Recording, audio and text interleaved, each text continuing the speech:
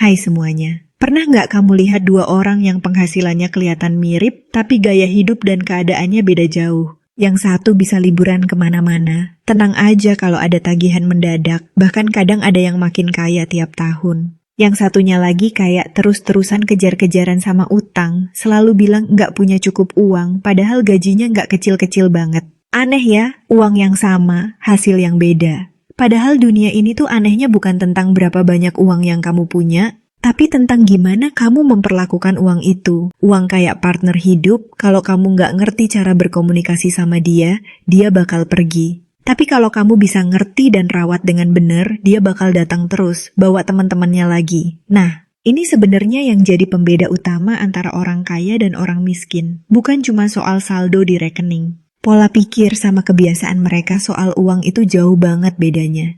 Dan yang lebih menarik, ini bukan bakat bawaan, melainkan sesuatu yang bisa dipelajari dan diubah. Orang kaya bukan cuma pintar cari duit, mereka pintar banget gimana memperlakukan uang yang udah ada di tangan mereka. Orang miskin, meskipun udah kerja keras siang malam, seringkali tanpa sadar malah memperlakukan uang kayak musuh, bukan teman. Bayangin gini, ada dua orang dapat bonus tahunan 20 juta. Yang satu langsung ngebut belanja barang-barang yang selama ini dipendam, HP baru, baju branded, nongkrong fancy, pokoknya ngasih hadiah buat diri sendiri. Akhirnya bonus habis dalam seminggu. Yang satu lagi malah masukin sebagian besar ke investasi atau tabungan yang produktif, sisanya dipakai buat kebutuhan yang benar-benar prioritas. 3 tahun kemudian, yang pertama masih nunggu bonus berikutnya sambil nyicil kartu kredit, yang kedua udah punya aset yang nilainya nambah terus. Perbedaan pertama yang jarang disadari itu soal waktu. Orang kaya mikir panjang. Mereka nggak lihat uang cuma buat dipakai sekarang. Mereka lihat uang kayak bibit. Setiap uang yang masuk, mereka mikirin gimana caranya biar bibit itu tumbuh, berbunga, bahkan berbuah lebat di masa depan. Orang miskin, bukan karena mereka bodoh atau nggak paham, tapi karena kebiasaan dan pola pikir yang udah terlanjur terbentuk, sering banget mikir pendek. Uang yang masuk hari ini, ya dipakai buat hari ini, atau paling banter buat seminggu ke depan. Pikiran soal masa depan keuangan sering dikalahkan sama keinginan buat memenuhi kepuasan instan. Ini bukan salah siapa-siapa. Sistem pendidikan kita jarang ngajarin soal manajemen uang yang benar. Jadi wajar banget kalau banyak yang tumbuh dengan mindset seperti itu. Tapi kabar baiknya, ini bisa diubah. Satu hal lagi, orang kaya sangat paham beda antara butuh sama ingin. Ini terdengar simpel, tapi prakteknya susah banget. Di dunia yang serba iklan kayak sekarang, setiap detik kita dihujani pesan yang bikin kita merasa perlu barang yang sebenarnya cuma bikin puas sementara. Orang kaya jago banget ngelawan godaan ini. Mereka tahu kapan sebuah pengeluaran benar-benar mendukung hidup mereka, dan kapan itu cuma buat pamer atau memuaskan ego. Orang miskin, karena tekanan sosial atau keinginan buat terlihat sukses, sering nggak sadar menghabiskan uang buat hal-hal yang sebenarnya nggak bikin hidup jadi lebih baik dalam jangka panjang. Coba deh lihat, ada yang rela cicil mobil mewah biar kelihatan keren, padahal penghasilan pas-pasan dan tiap bulan ngos-ngosan bayar cicilan. Orang kaya cenderung nggak peduli sama omongan orang lain soal penampilan finansial. Buat mereka, kekayaan sejati bukan soal kelihatan kaya, tapi soal punya pilihan. Mereka lebih milih punya kebebasan buat bilang enggak ke kerjaan yang nggak mereka suka, atau buat ambil cuti panjang, daripada harus kerja terus demi nutup cicilan barang-barang yang cuma buat dipamerin. Ada juga soal cara mereka ngelihat utang. Ini nih, perbedaan yang krusial. Orang kaya ngerti banget bahwa nggak semua utang itu jelek. Mereka bisa pakai utang dengan cerdas, buat hal-hal yang meningkatkan nilai atau menghasilkan pemasukan lebih banyak. Misalnya, pinjam uang buat investasi di properti yang disewakan, atau buat modal usaha yang jelas perhitungannya. Orang miskin seringkali pakai utang buat konsumsi, belanja pakai kartu kredit, minjem buat beli barang yang nilainya malah turun seiring waktu. Akhirnya, bukan cuma bayar bunganya yang berat, tapi secara nggak langsung mereka kerja buat nutupin masa lalu, bukan buat ngebangun masa depan. Ada satu mindset yang menarik lagi. Orang kaya cenderung mikir soal pertumbuhan. Mereka ngerti bahwa uang yang diem itu rugi karena inflasi. Jadi mereka nyari cara supaya uangnya terus berkembang. Mereka belajar investasi, ngerti risiko, dan ngerti pentingnya diversifikasi. Mereka nggak naruh semua telur di satu keranjang. Sebaliknya, banyak orang miskin yang justru takut banget sama risiko. Sampai uangnya cuma ditumpuk di tabungan yang bunganya nggak seberapa, atau malah dipegang cash.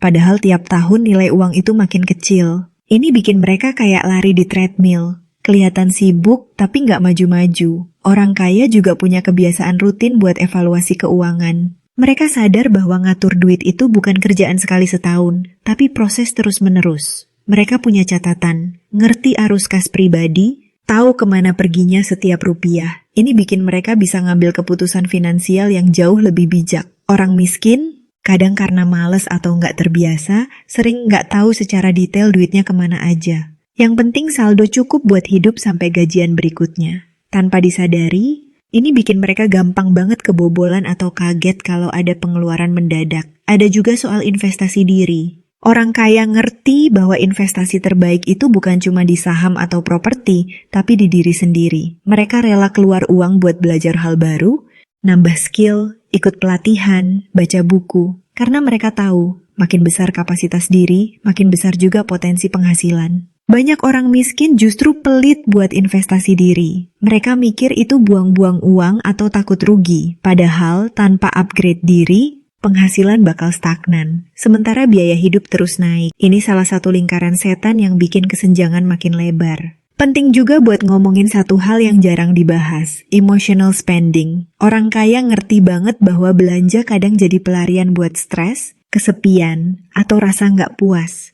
Mereka punya kesadaran diri buat ngelola emosi mereka tanpa harus lari ke kartu kredit. Orang miskin, karena tekanan hidup yang lebih berat, kadang justru makin sering jatuh ke pola ini. Belanja buat merasa lebih baik, meskipun cuma sebentar. Tapi habis itu malah makin stres karena tagihan nambah. Ini kayak lingkaran racun yang sulit diputus kalau nggak ada kesadaran. Satu lagi yang nggak kalah penting adalah lingkungan. Orang kaya sadar banget pentingnya berada di lingkungan yang suportif secara finansial. Mereka cari komunitas yang ngajak tumbuh bareng, belajar bareng, diskusi soal keuangan. Orang miskin kadang terjebak di lingkungan yang justru makin memperkuat pola pikir lama. Nongkrong yang isinya pamer-pameran barang, atau ngobrol yang isinya keluhan tentang betapa susahnya hidup tanpa nyari solusi bareng. Lingkungan ini berpengaruh besar ke mindset. Kalau kamu tiap hari dengar orang yang bilang, nggak usah mikirin investasi, yang penting hidup aja udah syukur, ya lama-lama kamu bakal percaya itu. Sebaliknya, kalau kamu sering dengar orang ngomongin peluang, strategi keuangan,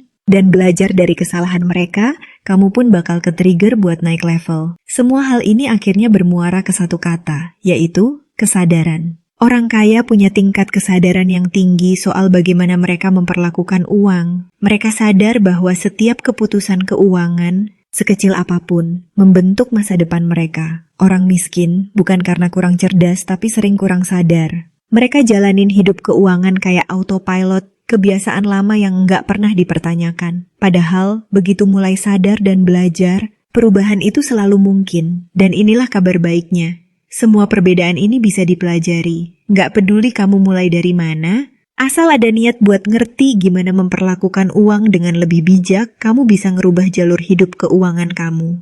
Butuh waktu, butuh konsistensi, dan butuh keberanian buat bilang enggak ke godaan jangka pendek. Ingat, uang itu cuma alat.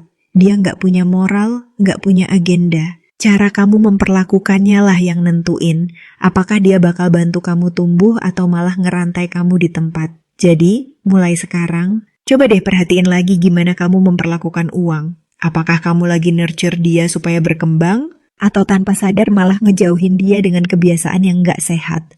Setiap keputusan kecil, dari ngopi di kafe sampai cara kamu mikir soal investasi, semuanya nyumbang ke gambaran besar. Dan begitu kamu mulai ngeliat uang sebagai partner jangka panjang, bukan cuma alat buat nyenengin diri sesaat, dunia finansial kamu bakal berubah. Semoga video ini bermanfaat, see you di next video.